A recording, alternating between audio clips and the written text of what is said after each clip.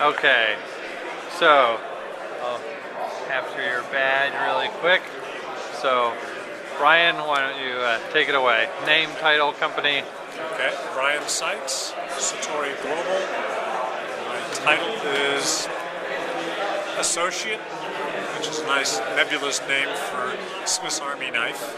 I'm a management consultant, and I focus in the area of SharePoint, more on the business management side than the technology side, although I do that too.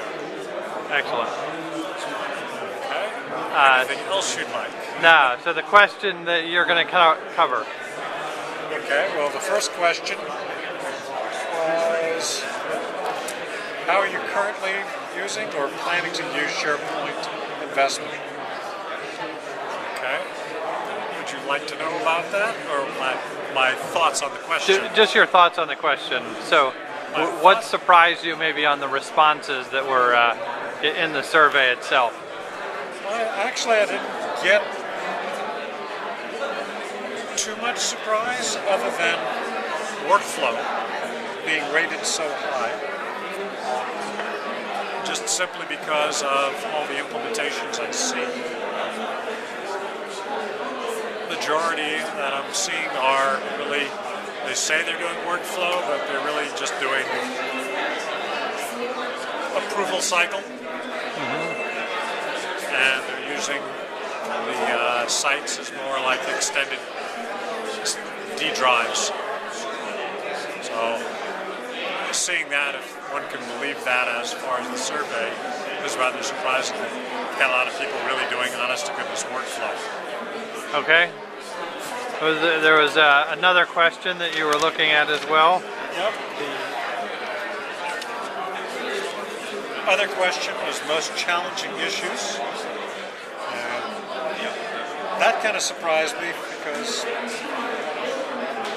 I'm hearing, I was seeing this saying development time required to build business applications, and I find SharePoint lends itself to build applications very quickly, more so than trying to build it on SAP, SQL Server, or any other technology. The cycle time we see on building things is just a dramatic difference. So seeing that as an issue is kind of surprising when you compare the competing technologies. Do you think that particular challenge is going to improve with people for SharePoint 2010? I think it's going to complicate matters further because the model is different, so people have to retool. And I think people are now starting to recognize this is a development platform, and they have to take it seriously that way, as opposed to, oh, it's just something you hack together, throw up there, and people will use it. And there's the flip side of saying, well, it allows people to do ad hoc. And you have those two extremes of being locked down so much that nobody does anything, or being so ad hoc that you create more of a organizational mess with sites everywhere, with content everywhere, and then relying on search to try and solve the problem. Excellent.